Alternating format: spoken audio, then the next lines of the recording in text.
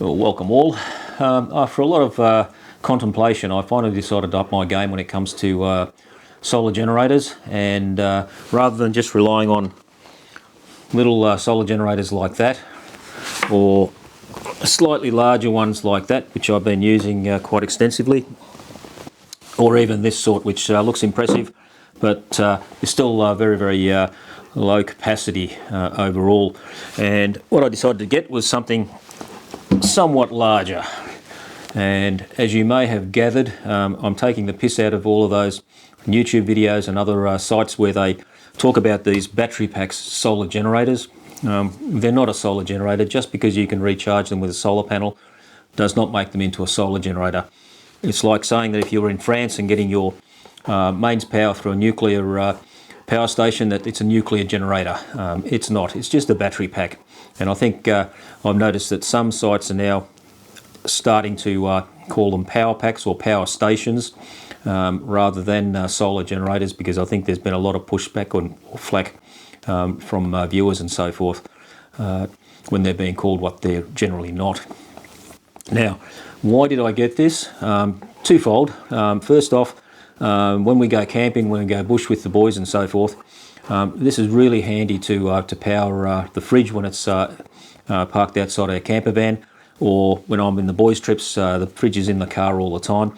But for campsite lighting and so forth, this is really useful. You can plug in your LED lights and so forth and provide some good lighting at your campsite as you move about from day to day.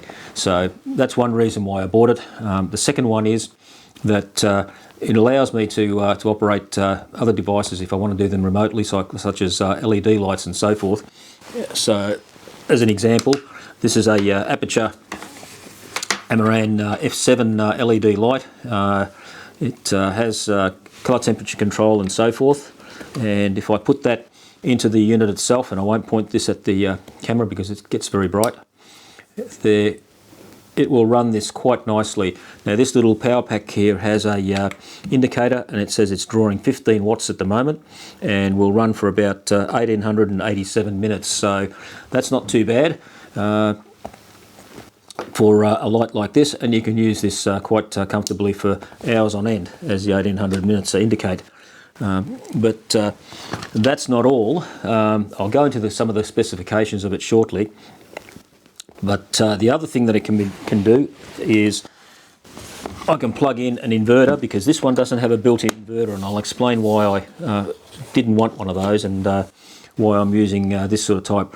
The main reason for it is that when I looked at the other power packs that are available, which a lot of them now contain a inverter inbuilt with outlets for mains power, usually for two or so of them available in the Australian models. They have a much lower capacity for the same price of the power pack. This is a 512 watt hour battery pack. The other ones generally are only about 280 or so, unless you get add-on batteries which attach to the base of these devices, if you can do it, which then doubles the cost again. So I didn't want one with a built-in inverter because I don't really need the inverter that much. When I do need an inverter, I've got a cheap one like this, costs about $30, and it'll run what I need to run with it. It's a noisy bugger, and I'll show you exactly how noisy it is. I've got the things connected, so you can hear the fan now bellowing away, so it's not exactly a quiet situation inverter. You probably can get some quieter ones around. And that's a Sakani X60 80 watt LED, which runs absolutely fine from that power pack, no problems at all. And I did a test with this when I got the power pack, and what it can do is it ran that light non-stop at 5600 Kelvin and 100% power for 5 hours. The pack went down to 11% and indicated it still had about 48 minutes of power remaining. And I took it off at the 5 hour mark because I didn't want to drain it past the 11%. I thought that was sufficient. Theoretically, you can charge these down to 0 and then recharge them back up again, but there's varying opinion about doing so and producing or creating some damage to the batteries if you charge them too much. Though this has built in an over discharge protection, overcharge protection and so forth, so it probably would have been safe to go down to 0% indicated and still not damage the batteries.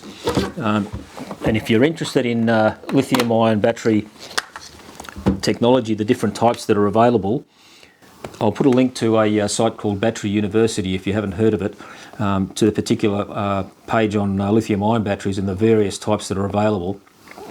There are far more than I expected. I thought lithium ion was pretty much lithium ion, and lithium ion polymer batteries were a different kettle of fish to what is typically in the 18650s, but that's not the case. The lithium ion polymer, if I'm getting that right, is a very safe battery system. Most of the ones which have the inverters built in and that use a different type of lithium ion compound, and they're not unsafe, but they're not as safe as the lithium ion ones, which are extremely safe for general use and so forth. And then you can get, though the capacity might not always be quite as much. Tesla cars use 18650s, but it's a particular type which has a very high energy density, and that also causes lots of issues with Tesla fires and so forth. So it's swings and roundabouts as to which way you go. In fact, I believe that Tesla is now using a cheaper battery with lower density but safer to use to alleviate some of the cost issues, plus also the risk issues when it comes to fires. But this little power pack is very, very handy. I could even run the Pocket 4K off it by plugging it into the banana plug that the little light plugged into. And if you're a videographer who goes out into the field and doesn't have any sort of other power available, a little lightweight pack like this could be very handy. You could power your camera and a light like 80 watt LED for, I would estimate, at least 4 hours non-stop. And that's pretty good, so you're getting good value out of that, considering the fact that a V-Lock battery of not even the 512 amp watt-hour capacity will cost way more than what this cost. And I'll put a link to where I actually purchased it from in Australia, so that anybody's interested can look at the specifications and so on of the pack itself, and it also has a bit of a video on how it works and whatnot. But that's the interesting thing, especially, is that a V-Lock battery that has nothing more than a maybe a USB or a 14.8 volt outlet is so expensive, versus a pack like that that has a much greater capacity and greater versatility as well.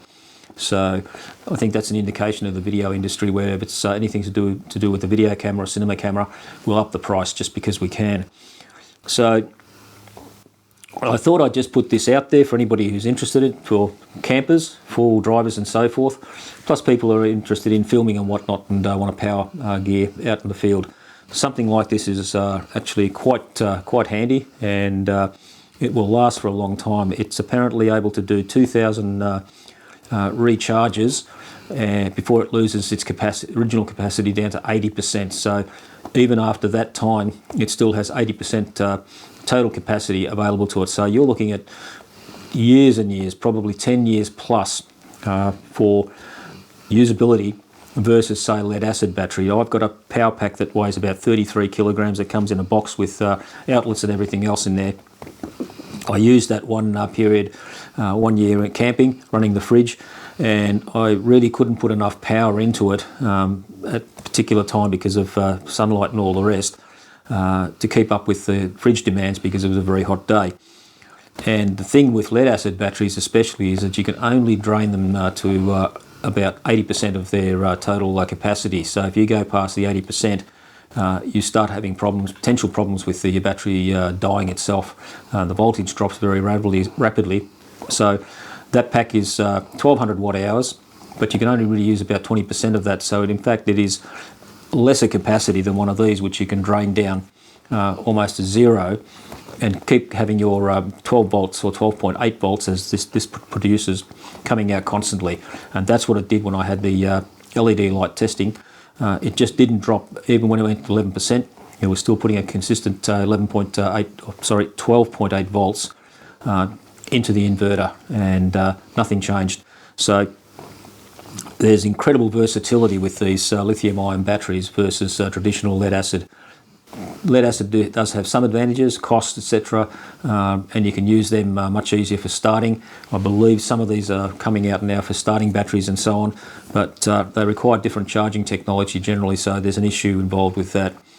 But that's just technology and adapting to it. So I thought I'd just put that out there as a matter of interest. It's certainly something that I'm going to find very useful, and others might find useful as well. So on that note, I'll call it cheers.